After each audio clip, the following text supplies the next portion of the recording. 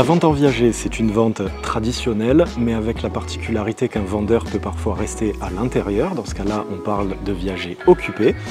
On verse en prix de vente une partie du prix qui s'appelle le bouquet et le surplus sous la forme d'une rente qui peut être mensuelle, trimestrielle, annuelle. Cela dépend de l'accord des parties.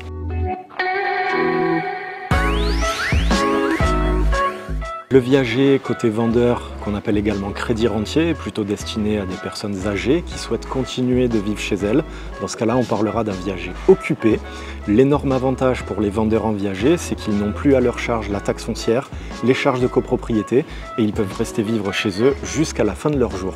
Donc on a souvent de belles histoires dans le cadre des ventes en viager, justement pour les personnes les plus âgées. On a aussi les viagers libres, où là c'est plus, on va dire, dans une optique d'investissement, où on a une personne qui souhaite toucher une rente et pas un certain prix immédiatement. Dans ce cas-là, la vente en viager, la vente à terme, on a différents dispositifs qui nous permettent d'atteindre cet objectif.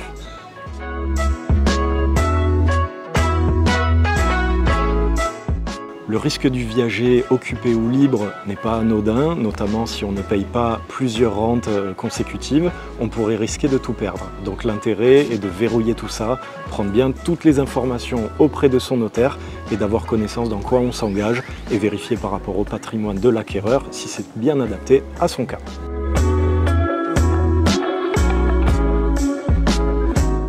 Le coût d'un contrat en viager, c'est comme une vente traditionnelle, c'est proportionnel à la valeur du bien. Par contre, la fiscalité est assise sur une valeur moindre puisqu'on déduit le droit de jouissance du vendeur en cas de viager occupé.